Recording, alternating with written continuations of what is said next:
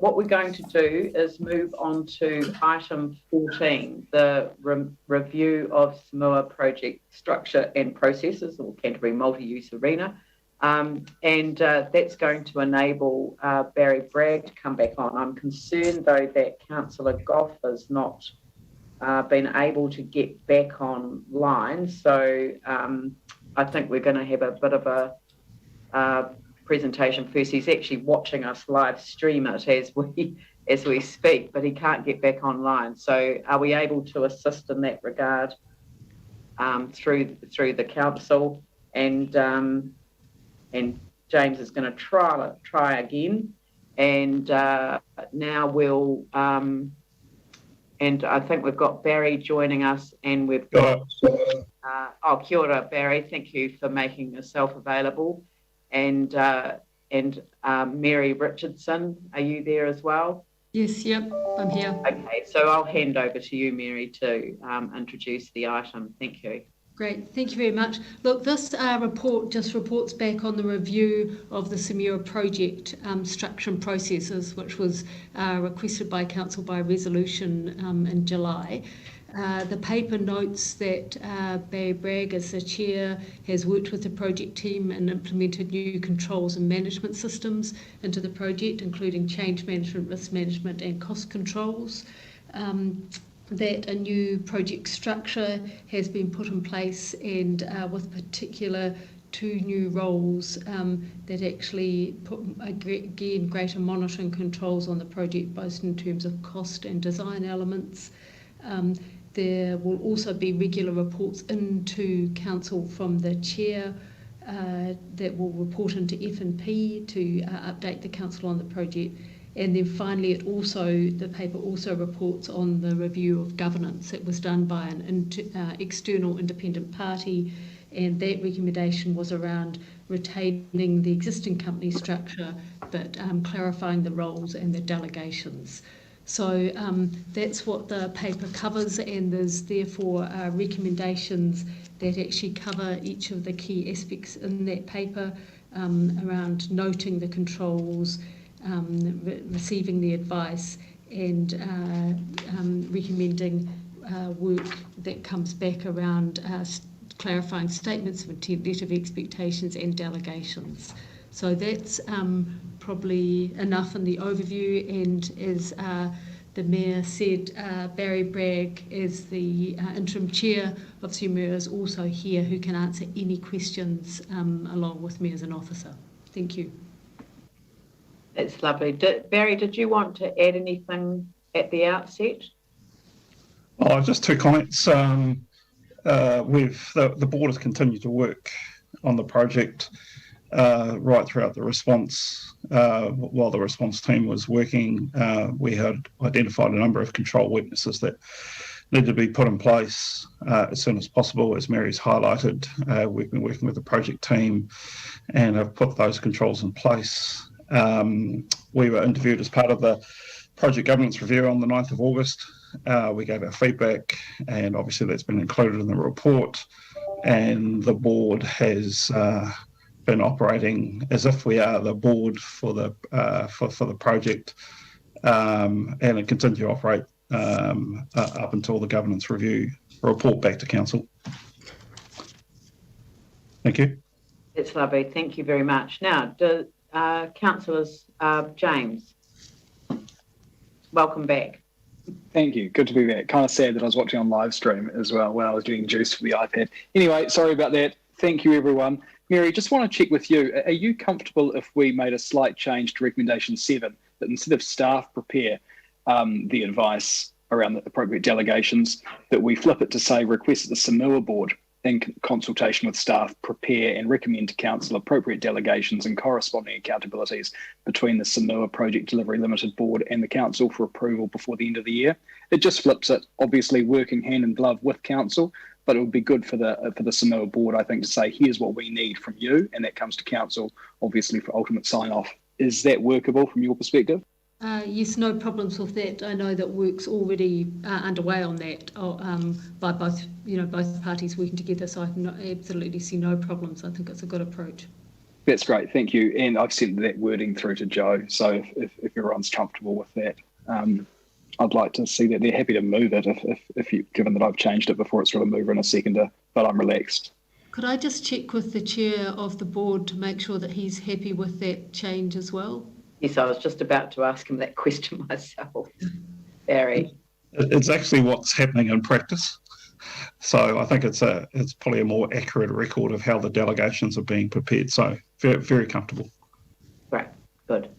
So, and James, you're happy to move it, and Sam, you're happy to second the motion with those. Yeah, the substantive. Yeah, fine. That's fine. Good. Yanni.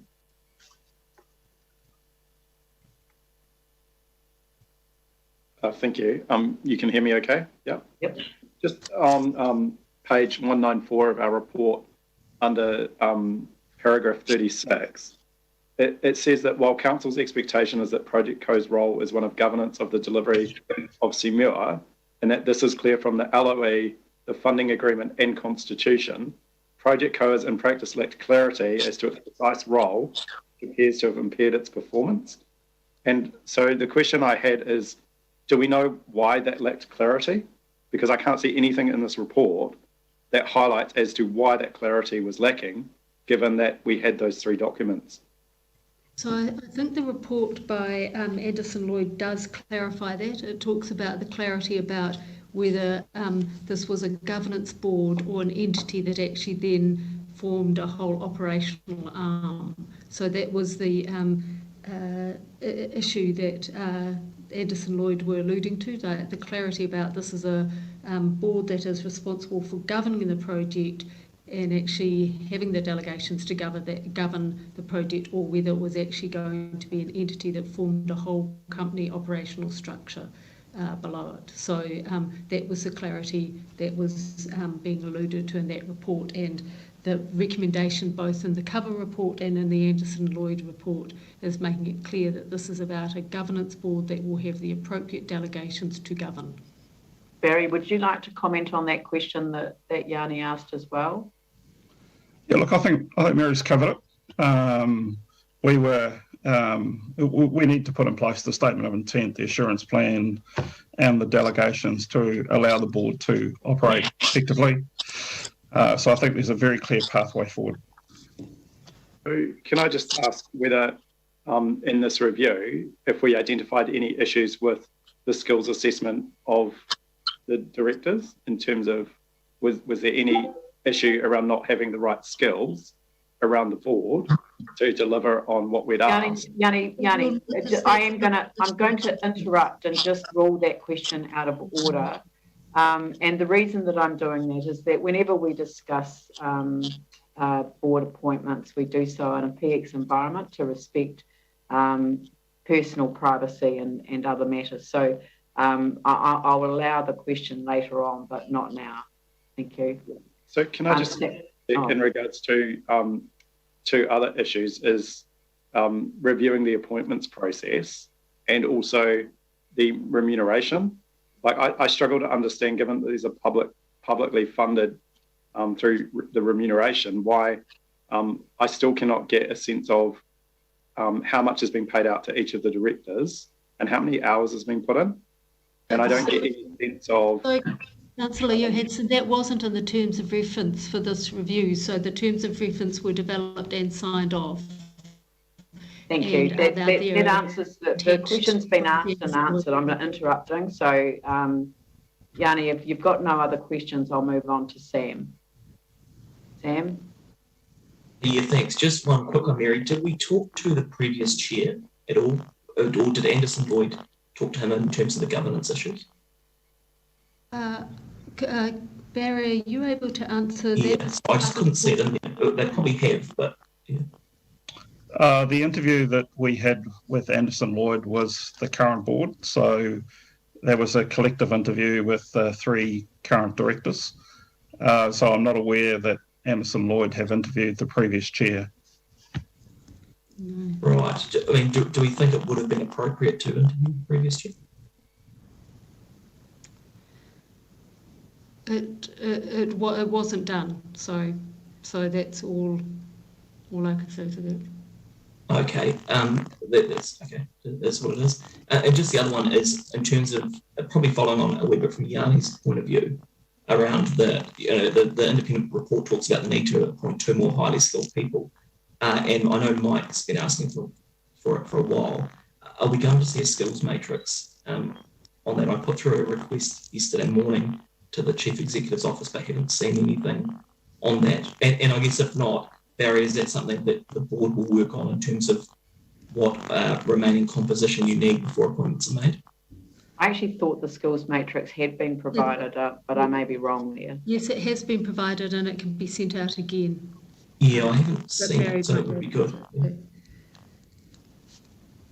Yeah. So in answer to your question, Sam, a skills matrix is a normal process to go through in terms of the composition and the balance of the board. So we'll see that before appointments are made. Yeah, I'm sure I've seen one, so I'm sure it was circulated prior, but I'll circulate it again as soon as I get off this. Right. Okay. So so we've got the are there any other questions? Other questions. So we've got it moved and seconded. Is there any debate?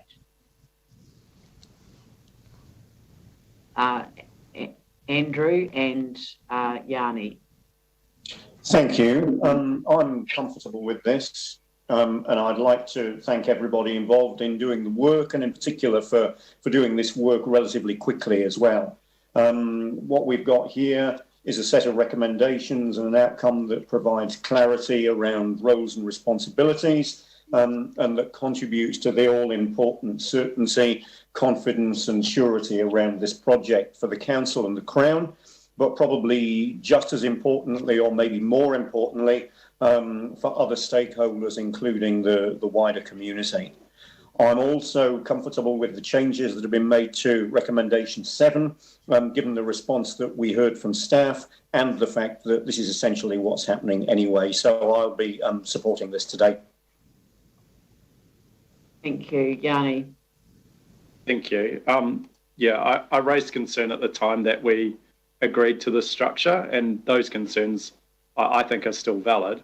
Given that when we established this board, we were told that this was to provide highly skilled, dedicated governance of the entity and the CMUA project. We were told that we needed to provide assurance over the CMUA project delivery by having this board, and that this board would increase public confidence in the CMUA project delivery. I just find it incredible that we didn't even, when we reviewed the governance structure, consider how it performed against those objectives. That's the advice I've had back from staff. You'll recall at the time that we're paying very significant remuneration to the directors, and we are often told that that's because they take on the risk for these types of complex and risky projects. But the reality is that what's become very obvious is that that risk always actually comes back to the ratepayers and to the City Council. So I find it really strange that we haven't actually looked at what went wrong in this regard. I think if anyone thinks that, through the process that we've been through, that performed against having, increased public confidence in the delivery, having assurance over the project delivery, I think we're dreaming. So, I'm worried we're not learning enough from what's happened to really inform the way going forward. But I would reflect on, this has been one of the huge problems post-earthquake, where we have far too many structures and entities with separate boards of directors and chief executives and project managers on every level costing a fortune, when we simplify it right down, this, in my view, should just be the delivery by the council, where ultimately our citizens and our residents and our communities and our elected council is the one that bears all the risk of this project. And therefore, I just can't support having a separate structure. It just, to me, seems like a duplication and a waste of resource, when actually the risk falls squarely on our shoulders as a council. So I'm really disappointed in this review. I don't think it goes far enough. The fact that we didn't even interview the former chair, I just find extraordinary. So I won't be supporting what's been put forward today. I will abstain, because I don't believe that these recommendations are going to get us in a better place. And I don't believe that these things are necessary. I think more work is needed to be done. Sam? Yeah, thanks. I mean, I'll obviously supporting today. I think the team have done a good job in terms of looking at the challenges that exist with this stuff. I think James's change to the recommendation makes perfect sense and lets the board lead this and work in conjunction with Mary and the team. It's reassuring to hear from Barry that that already is the case. But just to go back to Yanni's point, I mean, I think if anything, this structure looks probably more refined. And from the start, I think many of us have been saying, let's have a project delivery board that effectively they can go away and build this thing and give us the keys at the end. But in doing so, at the same time, capitalise on the internal resource we have, whether it's finance functions, quantity surveyors, legal and everything within our organisation. It makes no sense to go out when we don't need to and get consultants if we're looking at putting as much money into the build as possible. So, look, I do share Yanni's frustration that we didn't interview the previous chair, but ultimately we just need to move forward and build this thing. So it would be disappointing if people aren't in support of this today. It makes perfect sense. The reality is, though, we need to be very, very clear that delegations need to be in place before Christmas so that the board can go and do this. There'll be real frustration, I get the feeling, amongst councillors if that isn't the case, but it's reassuring to hear Barry and Mary say that's being worked through now. So, Mary, thanks for the work on this, and I think ideally let's get these delegations back so we can enable the board to go away and do their job, which we're, like Yanni says, we're quite rightly paying them for. Excellent. I'll put the motion. So all those who are in favour, if you could just give me the thumbs up, and then I'll record Yanni's abstention. Sorry, can I just ask that you put item recommendation 4 separately? Well, if that's the only one that you're abstaining on, then or voting on against. Yeah, I'll vote against that you one. You vote against item 4. So we'll record Yanni's vote against item 4 and abstention on the rest. Is that right? No, I'll support the others. I don't agree with the structure. Okay. The other ones are reasonable. Okay, so so you've got that team. That's that's all in favour, and other than Yanni, opposed to item 4. All right. Good. Thank you very much, and thank you, Barry, for joining us today, and thank you, Mary, for presenting the report to us and preparing the report. Thank you very much. Okay, too. Right. Now, if we go back to the